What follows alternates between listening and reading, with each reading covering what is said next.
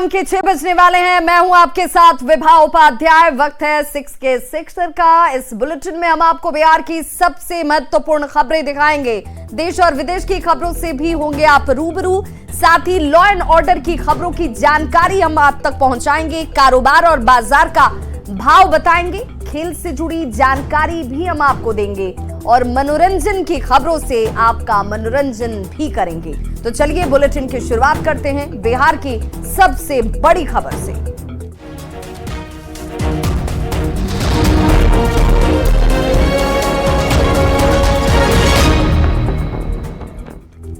तो केंद्रीय मंत्री गिरिराज सिंह ने भागलपुर से हिंदू स्वाभिमान यात्रा की शुरुआत कर दी है। यात्रा में लोगों की भारी भीड़ उमड़ी हुई है। भागलपुर, बांका, मुंगेर सहित आसपास के कई जिलों से बड़ी संख्या में लोगों ने इस यात्रा में हिस्सा लिया है। हिंदू स्वाभिमान यात्रा में भागलपुर की लोक गाथा पर आधारित कई सारी जीवंत झांकियों को शामिल किया गया है। साथ ही महिलाएं अपने सिर पर कलश लेकर यात्रा में शामिल हुई।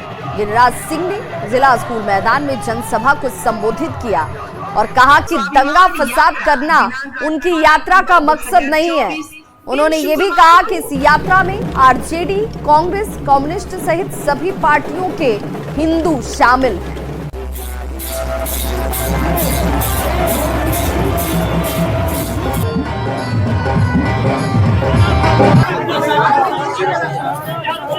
मैं कोई दंगा फसाद नहीं करता।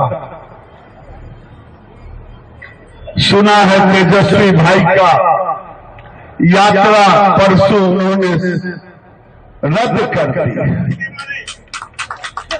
और वो रद्द कर दी है। किसी ने मुझे कहा, उन्होंने कहा भाई जिसको जहां जाना होगा हिंदू चले जाओ गिरिराज जी के यात्रा में। मैं समझता हूं ये यात्रा, अनिल जी ने कहा, दीपांकर जी ने कहा कि ये यात्रा किसी राजनीतिक दल का नहीं है, लेकिन इस यात्रा में चल रहे हैं आरजेडी के हिंदू, कम्युनिस्ट के हिंदू, भारतीय जनता पार्टी के हिंदू, जदयू के हिंदू, एलजेपी के हिंदू चल रहे हैं। तो भागलपुर से यात्रा की शुरुआत हो चुकी है, लेकिन ये यात्रा कहां से होकर गुजरेगी ये जानना और समझना भी जरूरी है। जरा इसे भी देख लीजिए। हिंदू स्वाभिमान यात्रा पहला चरण 18 अक्टूबर भागलपुर से शुरुआत, 19 अक्टूबर को कटिहार में होंगे, 20 अक्टूबर को पूर्णिया में, 21 अक्टूबर को अररिया और 22 अक्टूबर होते होते किशनगंज, सीमांचल के इन इलाकों में गिरिराज सिंह जरूर पहुंचने वाले हैं। रुक करेंगे दूसरी खबर का। तो बाढ़ के लदमा में सांस्कृतिक कार्यक्रम में पूर्व विधायक अनंत सिंह जमकर झूमते हुए नजर आए। अनंत सिंह ने पैतृक गांव लदमा में भोजपुरी स्टार गुंजन सिंह सांस्कृतिक कार्यक्रम में पहुंचे, वहां पर वो शरीक हुए। इस दौरान अनंत सिंह अपने ठेठ देसी वाले अंदाज में नजर आए, डांस करते हुए नजर आए। अनंत सिंह के गांव में सांस्कृतिक कार्यक्रम की एक पुरानी परंपरा सी जैसे कायम है। अनंत सिंह भी जनता जनार्दन के बीच पहुंचते हैं। गीतों पर झूमने से वो गुरेज नहीं करते। और जरा तस्वीर देखिए जिसमें आपको अनंत सिंह नजर आ रहे होंगे। मंच पर कलाकारों की अपनी प्रस्तुति और उन गीतों पर, उस प्रस्तुति पर झूमते हुए अनंत सिंह का अपना ठेठ देसी अंदाज आपको दिख रहा होगा।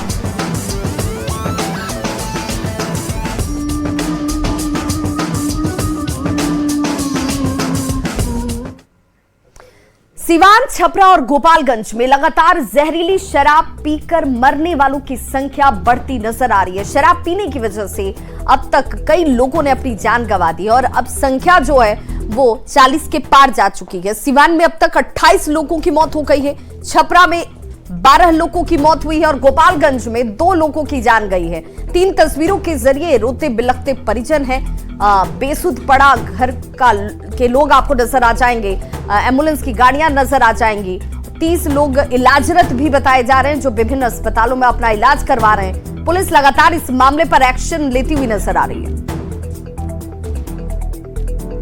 सीवान में संदिग्ध परिस्थिति में मौत के आंकड़े बढ़ रहे हैं। अभी तक जहरीली शराब पीने से 28 लोगों की मौत हो चुकी है और करीब 9 लोगों का सदर अस्पताल में इलाज तक चल रहा है। वहीं गांव में मेडिकल की टीम कैंप कर रही है। इस घटना को देखते हुए जिला प्रशासन पूरी तरह से अलर्ट मोड में है और छापेमारी में जुटा हुआ है। पुलिस ने इस मामले में संलिप्त 11 लोगों को अब तक हिरासत में लिया है। तो छपरा में जहरीली शराब पीने की वजह से 12 लोगों ने अपनी जान गंवा दी। पुलिस एक्शन ले रही है, ताबड़तोड़ छापेमारी हो रही है। छपरा के गौरा में पुलिस टीम की मौजूदगी दिखी। छापेमारी के दौरान पुलिस ने लोगों के किचन से शराब के धंधे का खुलासा किया। मौके पर पुलिस ने बड़ी मात्रा में शराब को बरामद भी किया और इस दौरान एक महिला को हिरासत में लिया गया है। छापेमारी छपरा के मसरक से करीब 20 किलोमीटर दूर की गई।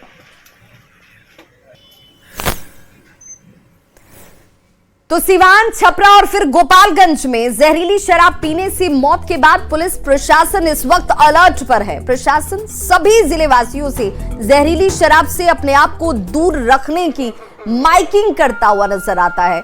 जिले में जहरीली शराब पीने से 2 लोगों की मौत हो चुकी है। एसपी ने मांझा, बरौली, बैकुंठपुर थाने के लोगों से माइकिंग के जरिए अपील की और उन्हें जागरूक करने का प्रयास किया।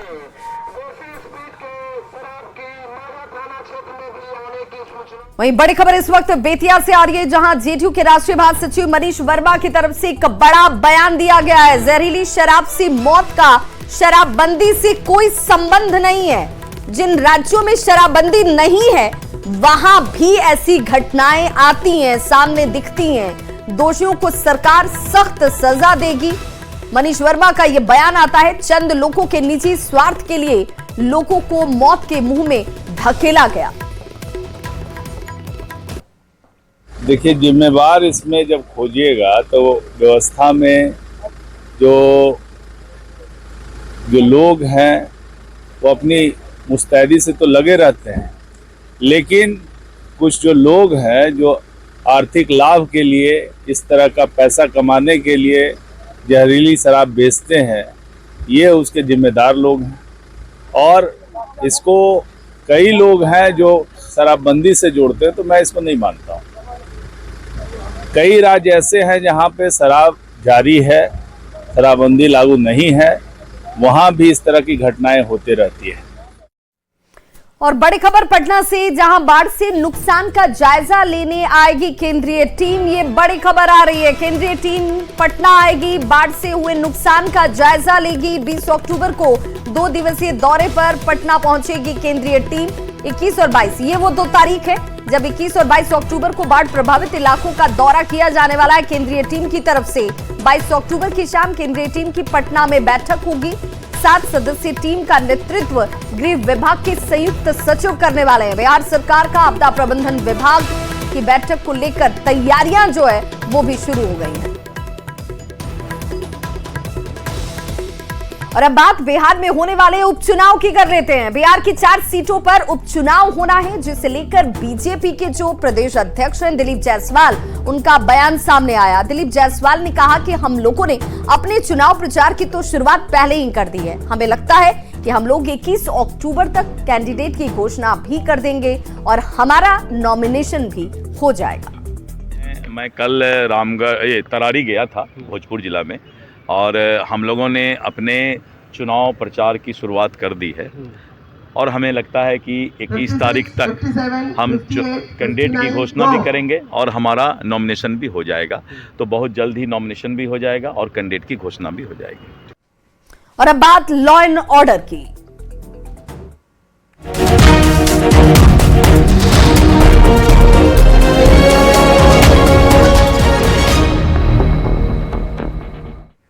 तो खबर गोपालगंज से, जहां पर सिविल कोर्ट में गोली चल गई। कुख्यात अपराधी विशाल सिंह को निशाना बनाते हुए फायरिंग किया गया है। गुलाम सरवर को हालांकि इस दौरान गोली लग जाती है। वकीलों में इस फायरिंग की घटना के बाद नाराजगी और आक्रोश देखा गया। कोर्ट के कामकाज का बहिष्कार वकीलों ने कर दिया है। एक अपराधी को हालांकि इस दौरान गिरफ्तार किया गया, जिसके पास से एक पिस्टल, 2 कारतूस मौके से जब्त किए गए। एसपी ने इस पूरे मामले की जानकारी दी। पुलिस अधीक्षक ने कहा कि कोर्ट की सुरक्षा व्यवस्था बढ़ा दी गई है। घटना के पीछे कौन कौन लोग शामिल हैं, इसकी जांच कर कार्रवाई शुरू है। इनका एक इंसिडेंट हुआ है जिसमें विशाल सिंह नाम का कुख्यात अपराधी, जो बहुत सारे केसेस में गोपालगंज और सिवान क्षेत्र में रहा है, इसको मारने का प्रयास किया गया। तो उसमें 2 लोगों को जख्मी हुए हैं, एक के पेट में गोली लगा है और विशाल सिंह के कान में लगा है। और हम लोग के द्वारा जिस व्यक्ति ने फायरिंग किया है उसके हम लोगों ने गिरफ्तारी की और उसको भी हम लोग थाने पे लेकर के जा रहे हैं। फायरिंग का एक इंसिडेंट। अगली खबर झारखंड के चाईबासा से, जहां सारंडा जंगल में आईईडी विस्फोट किया गया। विस्फोट की चपेट में आने की वजह से एक शख्स की मौत हो गई है। जंगल में पत्ता चुनने गए व्यक्ति की जान गई है।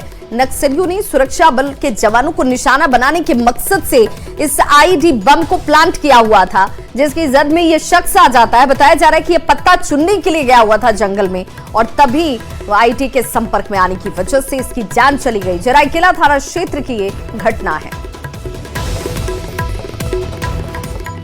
खबर नवादा से, जहां एक युवक की गोली मारकर हत्या कर दी गई है। काशीचक थाना क्षेत्र के बोरो गांव की यह घटना, जहां मृतक की पहचान रोशन कुमार के तौर पर की गई। बाजार से घर लौटने के दौरान 3 बदमाशों ने उसे गोली मार दी। परिवार के लोगों का कहना है कि 5 महीने पहले ही रोशन ने लव मैरिज किया था, जिसके बाद से लड़की के परिजन नाराज थे और बार बार जान से मारने की धमकी दी जा रही थी। काशीचक थाने को जानकारी देने के बाद भी कोई कार्रवाई नहीं की गई। परिजनों का यह भी आरोप है। फॉरेंसिक टीम हालांकि पूरी घटना को लेकर अब जांच में जुट गई है और आरोपियों की गिरफ्तारी के लिए छापेमारी जारी है। से हमारा छोटा भतीजा शादी किया था, लव मैरिज जी, जबकि थाना में केस भी हुआ है ना, तब राजी खुशी से किया। थाना में केस भी समाप्त हो गई और वही उसका रंजिश था, इस वजह से वो गोली मारी। और चलिए अब बात करते हैं देश विदेश की।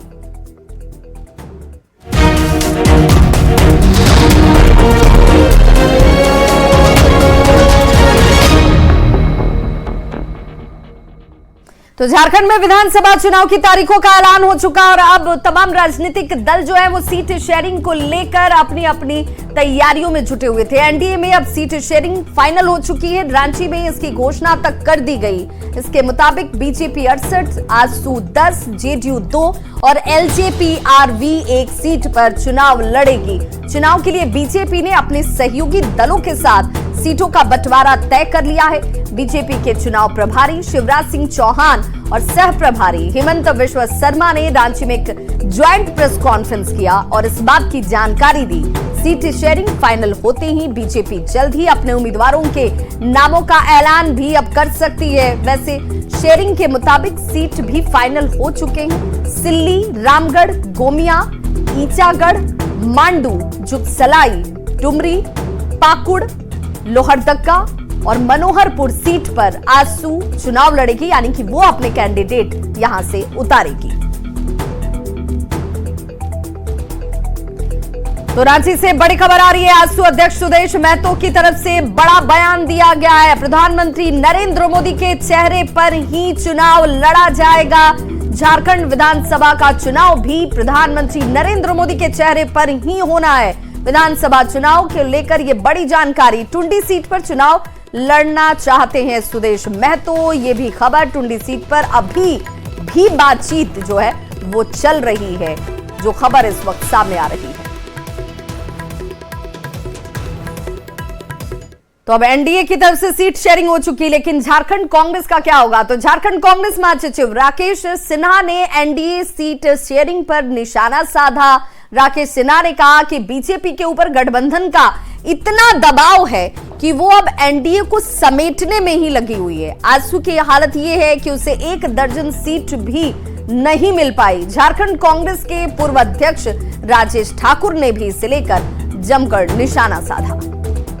ये महागठबंधन का ही डर है, ये डर कांग्रेस का ही है कि आज उनको एनडीए पर आना पड़ा, तो स्वाभाविक तौर पे ये सबसे बड़ी बात है। लेकिन हमें लगता है कि सुदेश जी को सोचना चाहिए कि कल तक जिनको दूध की मक्खी की तरह निकाल करके भारतीय जनता पार्टी बाहर कर दिया, आज वो 10 सीट पे हैं। चुनावी मौसम में दल बदल का दौर तेज हो चुका है और एनडीए गठबंधन के 2 बड़े नेताओं ने आज जेएमएम का दामन थाम लिया। खुद मुख्यमंत्री हेमंत सोरेन ने केदार हाजरा और उमाकांत रजक को जेएमएम की सदस्यता दिलाई। इस मौके पर दोनों नेताओं के समर्थक भी जेएमएम में शामिल हुए। केदार हाजरा जमुआ से बीजेपी के मौजूदा विधायक हैं, जबकि उमाकांत रजक चंदन क्यारी से आजसू के सीनियर लीडर हैं। जेएमएम में शामिल होने के बाद उमाकांत रजक ने कहा कि चुनावी समर में उनकी घर वापसी हुई है। तो सीएम हेमंत सोरेन ने कहा कि बीजेपी जितनी भी साजिश कर ले, हम लोग ना झुकेंगे ना टूटेंगे।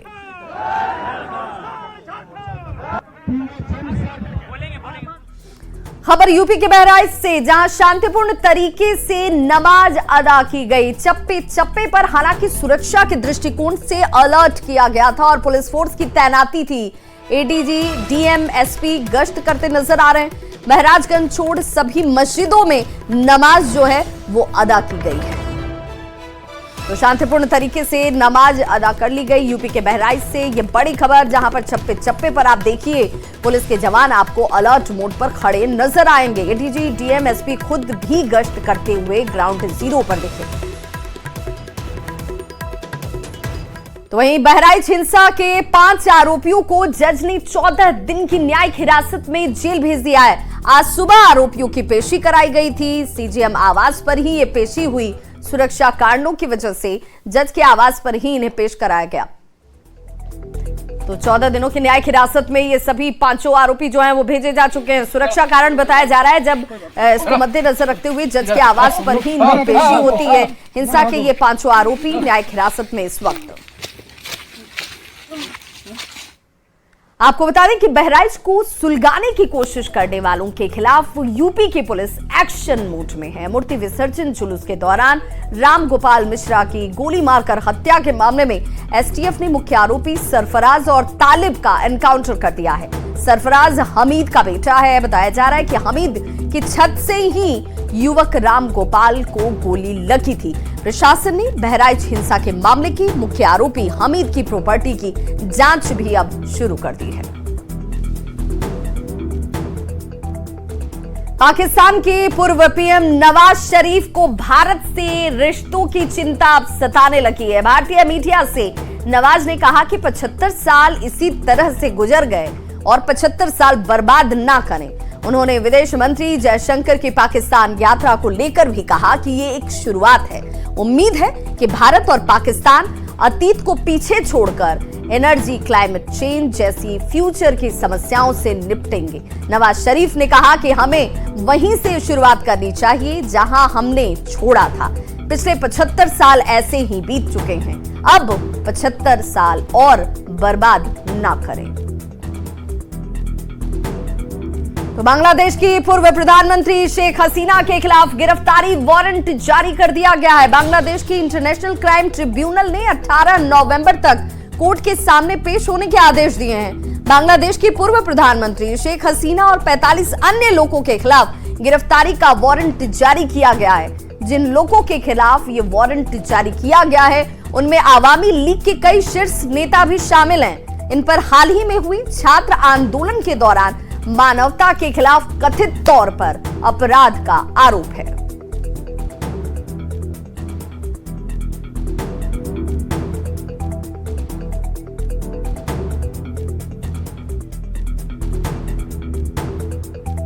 और अब रुक कर लेते हैं शेयर की खबरों से।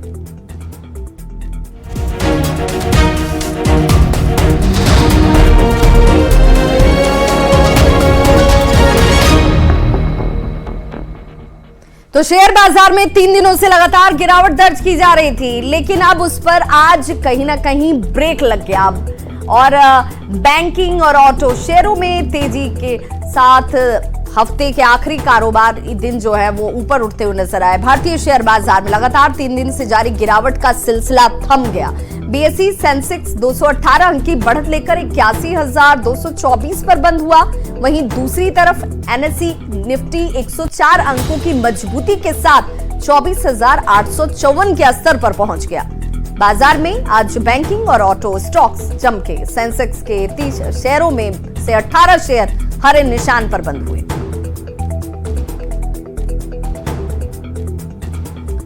और चलिए अब बात कर लेते हैं बॉलीवुड की।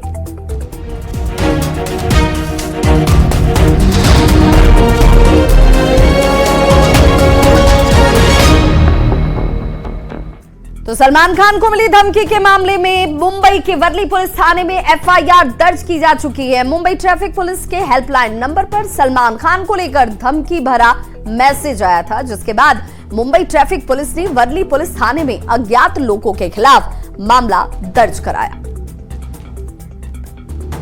तो मुंबई ट्रैफिक पुलिस के व्हाट्सएप पर यह धमकी आई, जिसके बाद मामला दर्ज हुआ है। सलमान खान की लॉरेंस गैंग से दुश्मनी खत्म करने के लिए 5 करोड़ रुपए मांगे गए हैं। मैसेज में यह कहा गया कि यह मैसेज लॉरेंस गैंग की ओर से है और मैसेज लिखने वाला लॉरेंस गैंग का सदस्य है। मैसेज में यह भी लिखा गया कि अगर पैसे नहीं दिए गए तो सलमान खान का हश्र पूर्व विधायक बाबा सिद्दीकी से भी बदतर होगा। तो इस बुलेटिन में बस इतना ही, लेकिन न्यूज़ 18 बिहार झारखंड पर खबर